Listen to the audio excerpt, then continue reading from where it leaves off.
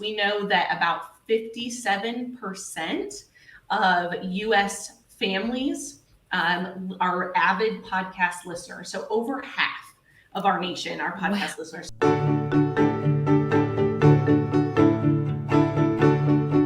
A podcast about podcasts? Yes, please and thank you.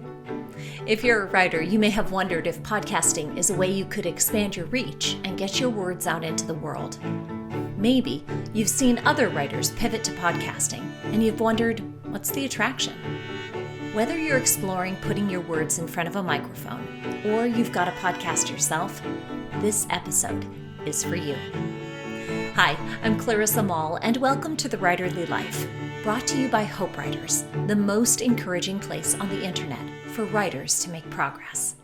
Here at The Writerly Life, we help you expand your creativity, explore new techniques, and express your hope-filled words in a world that needs them.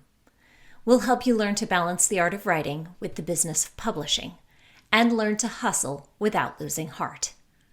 You have words, and your words matter. And as you write them, you can be you, boldly, bravely, maybe even a little scared sometimes. You can be you in your writing life. So, welcome to the show, friends. Lean in, grab a pen, let's chat.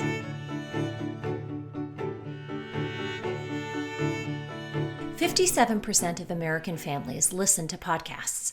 They're so much a part of our culture and everyday life, you can pretty well assume that someone is listening to one when you see their little white earbuds in. But what's all the hype? Can podcasting be considered a legitimate form of expression for someone who calls herself a writer? Podcasting is rooted in providing thoughtfully organized information, which often involves storytelling, just like writing. These are the same skills writers use to engage their readers. Writers often consider starting a podcast to broaden the reach of their message. So how do you know if podcasting is right for you? Our special guest today, Alana Dawson, is a great person to ask. Host of the Podcasting Party podcast, a podcast coach, editor, and producer, Alana knows how intimidating podcasting can feel to a new writer and how powerfully the medium can be used to amplify your message of hope. Lean in as she tells us more in this recent Hope Writers Tuesday teaching with host Anna Franks. So really, these 6 simple steps for turning a blog post into a podcast episode can also work if you have a book idea or you've written a book proposal. You can take your chapters or your different themes within your book and you can break them down the same way.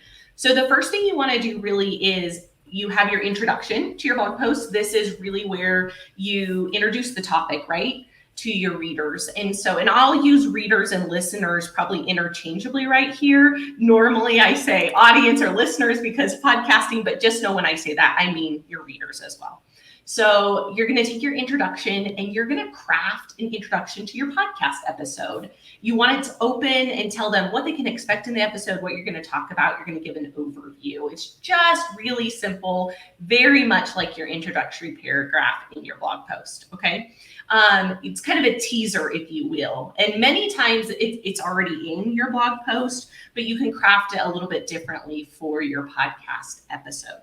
The second thing you're going to do is you're going to take the body of your blog, and I like to break it into a couple of bullet points. If you can craft something that's like 3 reasons why or 5 ways to 6 simple steps, right? This is a really great way. And I found that podcast listeners, it's easy for them to remember because we know that about 80% of listening is done while multitasking, whether it's driving or folding laundry or whatever it is. And so you want to make those bullet points stand out. So you're going to break up that main point of your blog post into some bullet points. Now, you can write this out. There's lots of podcasters out there that like to write it, script it, and read it. I've found that makes me sound really robotic. So I do something that's a hybrid script. And so I'll bullet out what I know I can already say. I'm doing it right now with these teaching points. I have my bullet points and I have written out exactly what I want to make sure that I highlight so that I don't miss it. I can also have shiny syndrome. It's why I don't have the comments turned on right now, guys. I'm sorry I'm not reading your comments. I promise I will go back later. But otherwise, shiny syndrome, that's good stuff. Where you're like, squirrel. Ooh, shiny thing, let me look. Yeah. Squirrel. Yeah. And so I try to keep myself focused and on point during that podcast episode. So you can also do bullet points if you already know what you want to say, but break that body down into those 3 to 5 to 6 different points that you want to talk to your listeners about. Then it's time to craft your intro, right? So you've introduced the topic to them. You've gone through the main points of your content. Now you want to create an intro that wraps everything up with a nice bow. Okay, you can use your conclusion paragraph of your blog post to craft this. You can use it verbatim if it sounds great. I always say if you're transferring the written word and you're going to be speaking it, make sure you practice that out loud though, because sometimes when we write, it sounds differently when we read it. So maybe rehearse it once or twice. And create that intro. That's step number 3. So far you've done the introduction, you've crafted your bullet points or your script, and then number 3, you have created an outro. Next is your call to action. This is probably the biggest, I won't say mistake, but the thing that I see podcasters leave out the most, right, is they say, and sometimes for writers as well, we spend all this time crafting this beautiful blog post and this beautiful podcast episode. And then at the end, it's like, all right, that's it. Wah, wah, right? Mm. Well, now what? We want to give them an invitation, a call to action. We want to tell them what to do next. They're primed and ready. They just spent 10, 15, 20, 25 minutes listening with you. And so we want to make sure that we give them an action step to take. So think of the most important thing you want them to take away from that podcast episode, and then call them to have action. And you can trade these out as you're crafting this. Maybe one episode is to follow you on Instagram. Maybe one is to join you on your email list. Maybe then one is to go get a freebie or an opt-in. And that works too. So just make sure you only have one. Don't list off a laundry list of things to go do, because guess what? They're not going to do any of them. Yeah. So make sure you give them one purposeful call to action. CTA is what I call it. And CTA is the shortened. That's the business language. I like it. Yeah.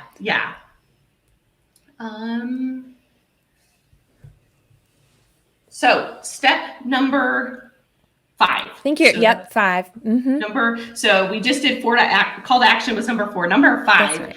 Now we need to craft.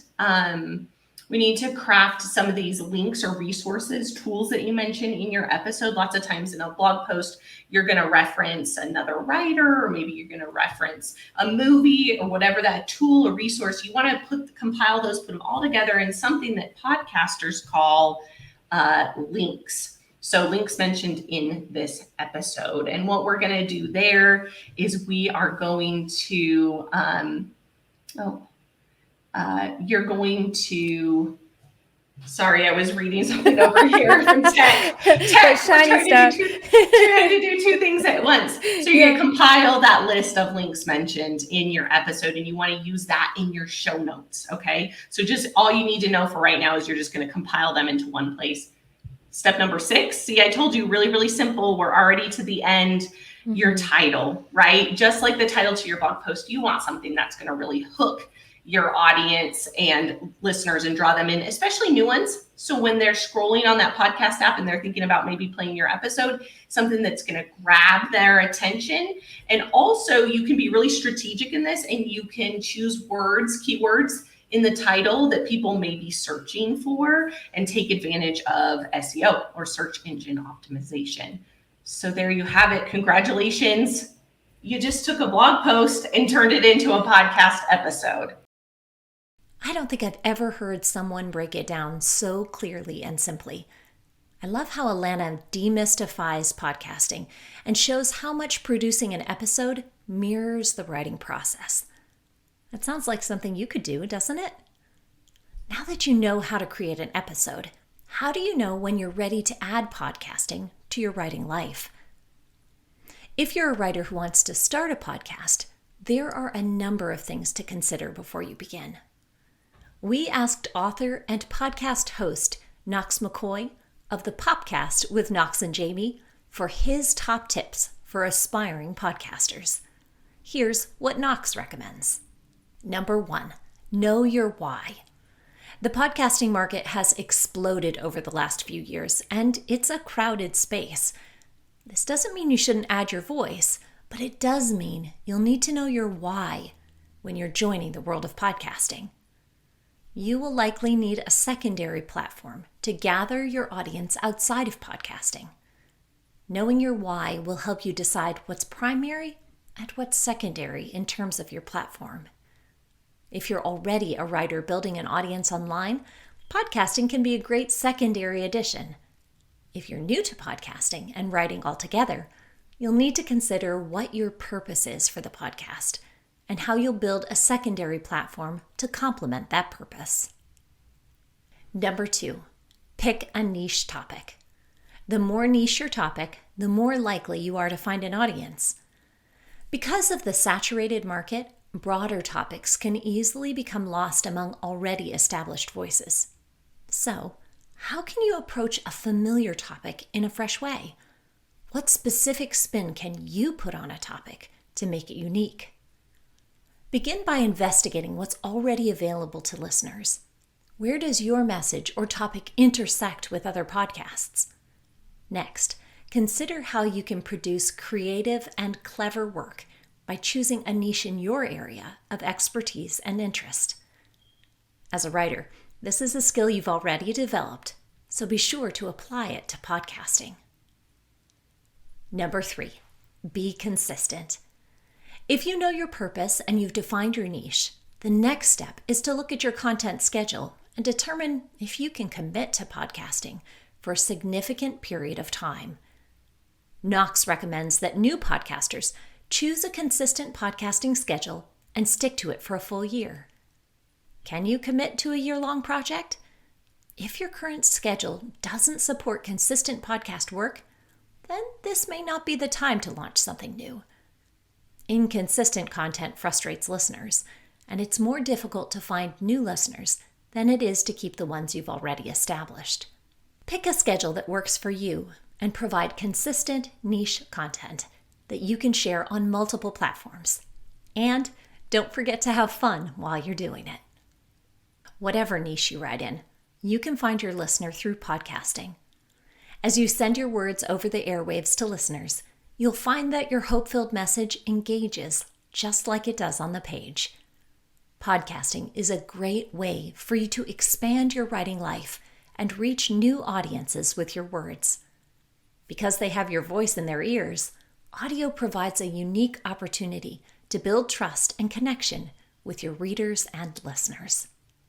Listeners are doing lots of different things. They're taking care of their kiddos, they're driving to school, they're folding laundry, they're cooking, they're at work, they're doing all these different things. And so we as podcast hosts become really, they're bringing us along in their most intimate parts of their day. And so they forge that bond with us in the business world. We call it establishing know, like, and trust, right? And so podcasting builds that know, like, and trust so much faster than any other marketing tool out there that we have found. Video probably second, right behind audio. And so when you're creating that content, when you are deciding what you're going to say, one of the best parts is you can literally talk to one person, just like we talk about writing to that one woman, that one person, that's your ideal reader. You can also talk to your ideal listener, that one person, and yet everybody will feel included. If this episode was helpful to you, just imagine how helpful the entire hour-long interview with Alana Dawson would be. Every week, Hope Writers members have access to a new 1-hour Tuesday teaching with agents, publishers, social media strategists, and authors and coaches like Alana Dawson. Hope Writers helps you make progress in your writing life, whether you're writing blogs, a social media, or in a book. You want to be serious about your words and your reader, and we are here for you. For writing tips and encouragement, find us on Instagram at Hope Writers or at our public Facebook page, Hope Writers Community. Last, a final word from entrepreneur and marketing expert Robert Garish. You just need one person to listen, to get your message, and pass it on to someone else. And You've doubled your audience. You don't have to be a top list podcaster to have your message reach the hearts and minds of listeners. You simply need to do, as we say at Hope Writers, your next right thing in love. Writing and speaking into that microphone for your one ideal listener, the person who needs your words today. And as you explore podcasting in your writing life, you just might find that your audience grows, just like Robert Garish said. Your hope-filled message will find its way to the eyes and ears of those who need it most. Thanks for listening, writer friend. As you step into this week, remember to keep writing. Your words matter. We can't wait to read them. If you found this episode of The Writerly Life helpful, be sure to hit subscribe and tell your friends. Rate and review the show, and like and comment if you're tuning in on YouTube. Your reviews help others know you found the content helpful. See you next week.